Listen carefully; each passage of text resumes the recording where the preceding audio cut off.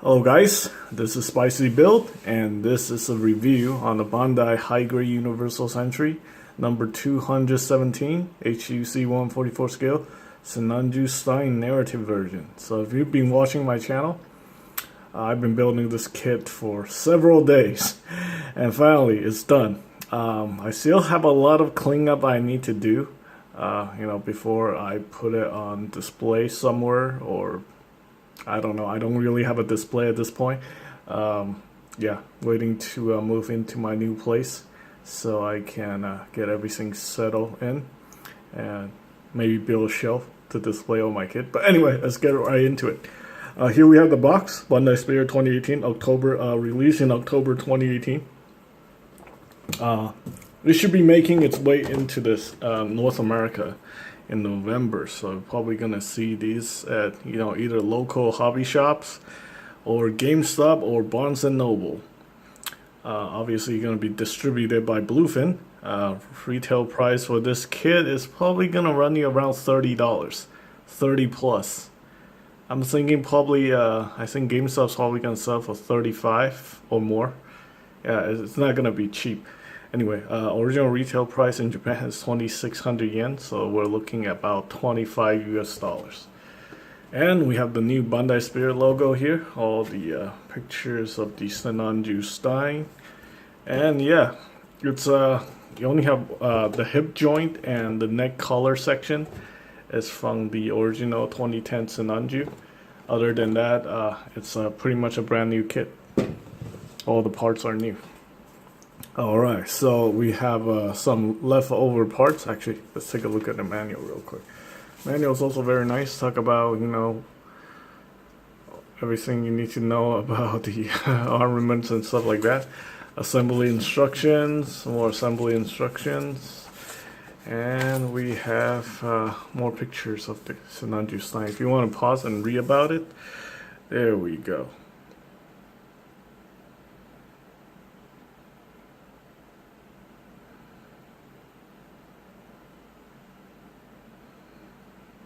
Okay, so yeah, pause if you want to read more about the Sinanju Stein.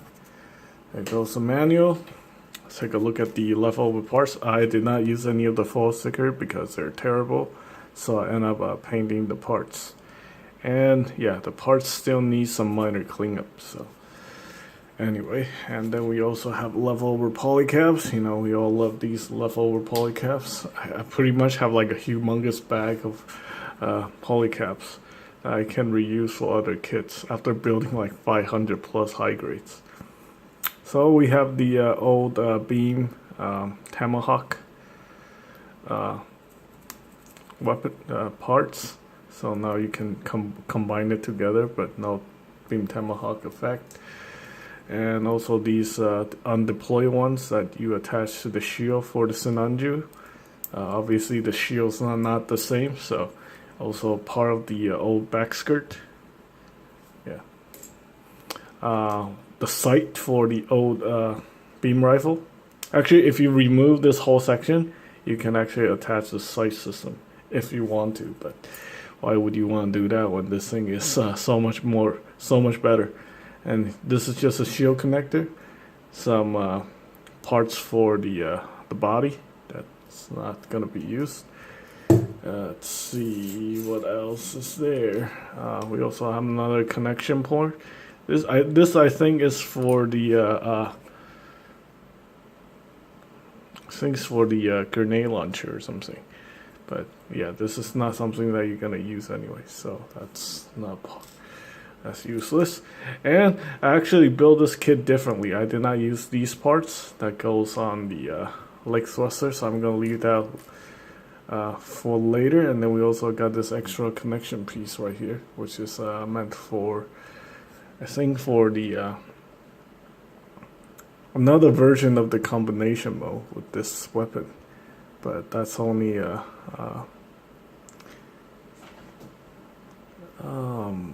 okay, so this is the part that when this weapon is equipped on the Neo Zeon, this piece allows it to be held So this is no use whatsoever. So yeah, useless parts. Okay, so for accessories, obviously this is not included. This right here, this is the Figurize blast wave effect, white, and yeah, if you see my review, it's I did a video on this one. So just effect parts to make it look more interesting. And obviously it does not come with the Action Base 5. So let's go ahead and take a look at the kit real quick, and then we'll talk about the accessories. So there we go. Here's the Sinanju Stein narrative version in all its glory. Got the backpack all painted. Got the beam rifle all painted. I left the inner frame in this brown color. Yeah. Okay, so for let's see. Let's go ahead and take a look at the accessories real quick. So we obviously have the shield connector here. And pop that off real quick. So we have the shield connector and the shield. And yeah, so underneath this arm right here is a hidden compartment for the beam saber. That's actually pretty cool, but the Sinanju is even more cool. Basically on the Sinanju, this thing slides open and the beam saber is supposed to come out. The real grade version, the high grade version, you just get I think you get a connection port right there where you can stick in the beam saber. So that's that. Obviously now we have the beam saber. The beam saber can be held easily in the hand right there. You can just stick it in this time instead of having to open up the remove the hand. So there we go. Let's go ahead and swap this out. So we have two multi-purpose gripping hands. This one right here, so you can hold a beam saber. Two closed fists. Two closed fists right here. You can call them manipulators if you want, but I like to call them hands. And obviously we only have we don't have all the hand guards. So if you want. If you want to use this hand, you're gonna have to remove one of these hand guard. But this is only to be used so you can, wield the beam rifle properly. So, one open hand, another multi-purpose gripping hand. Let's go ahead and just put this one back. And obviously, I talked about this briefly when I was building it. This is the rocket launcher. Obviously, you can collapse the rocket launcher into the non-deploy mode, like so. Or actually, this thing can be attached to the bottom of the beam rifle. So on the Sinanju, this part's supposed to be painted white, but I guess on the Sinanju Stein, really doesn't matter. Okay, so let's go ahead and try doing that. So basically, what you want to do is you want to undo this section right here. This is what held the grenade launcher in place, like that. The grenade launcher can be attached to the shield, like so. There we go. So you can have a grenade launcher on the shield. Okay. I don't know, somehow the paint is rubbing off, so I probably need to I might need to top coat this a little bit. But anyway, here we go. The shield grenade launcher can go on the shield. And we have this piece right here. So basically what you do is you stick it in like that. It fully connects. And then you plug that in. I know, with the this, I probably should paint this too for the metallizer lacquer. As you can see, it can hold it very securely. Like the arm isn't like dripping or anything, so that's pretty cool. Let's go ahead and put the beam saber hilt back into the forearm. And let's see, let's go ahead and talk about the backpack. The backpack is articulated. You have a ball joint that goes into this center section right here, and then we got these lift arms right here on the side, so you can articulate that. You can articulate the thrusters individually, but you can move the fuel tanks, or you can remove the fuel tanks if you don't want the fuel tanks on the back. I think it might look better without the fuel tanks, But yeah, you do have to paint in the thrust supports. Otherwise, it's gonna not look so good. Well, I mean, it still looks good, but it'll look better if you, paint it. And then we have the connection port here on the bottom here. I'm going to just remove this guy right now. There we go. Let's go ahead and pop this thing off. As you can see, the beam rifle has multiple options. So if you don't want to have the the rocket launcher attached, you can simply just remove that. Push this back in, like so, and we're all good. There we go. The beam rifle. You do have to paint it to make it accurate to the manual or the box art. But it's pretty cool. It's pretty nice. I like it.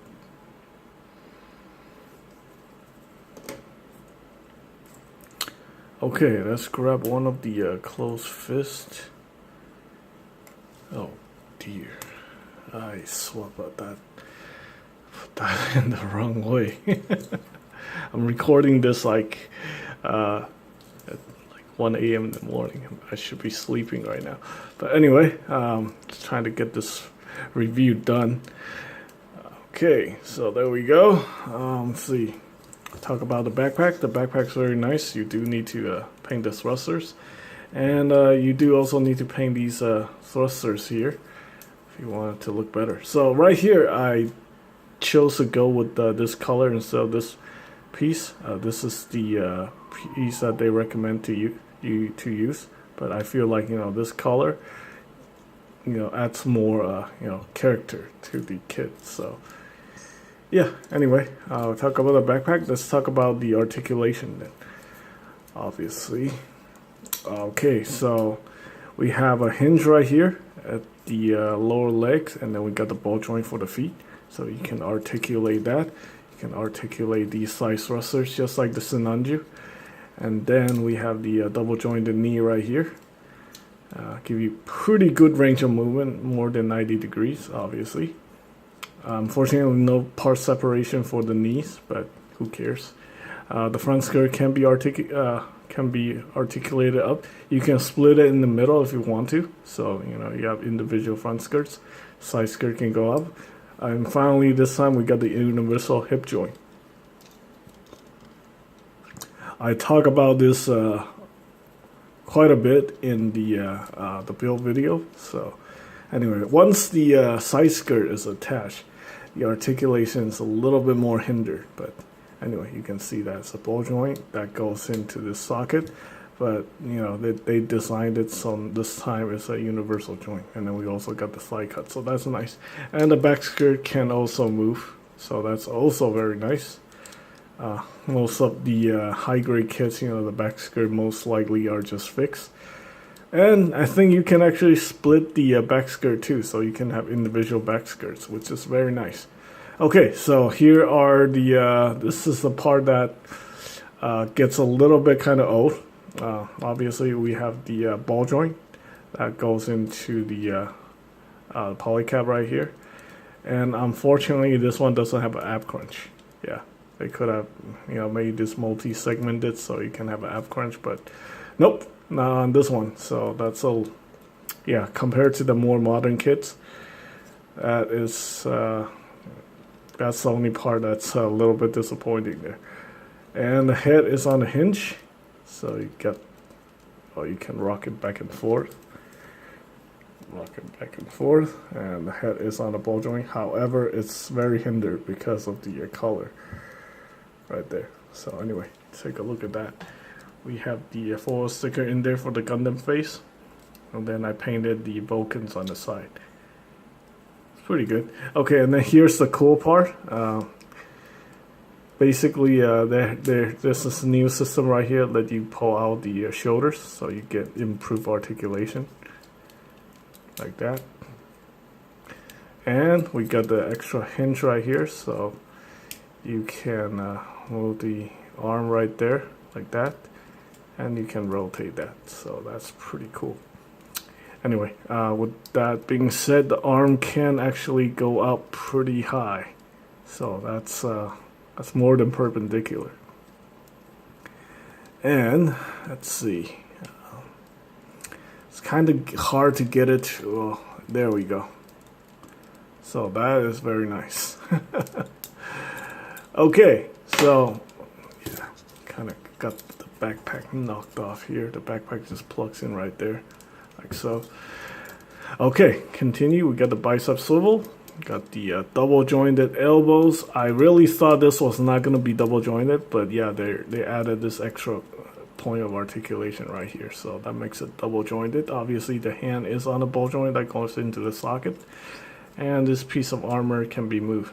Yeah, I mean, a lot of this design is inherited from the Sinanju, the 2010 Sinanju, but they added quite a bit of new technology to this kit. So overall, it's very impressive. I definitely recommend picking this up. If you're a fan of HGUC, or you just like the look of this kit. Doesn't matter which Gundam universe you prefer. This is still something that you should consider checking out. All right, one of my favorite kits in high grade form, and obviously the Sinanju always have a special place on this channel. If you guys look at my icon right there, that's obviously the Sinanju. So any form of the Sinanju, I will probably just be happy with. So yeah, even if it's a Gundam, yeah.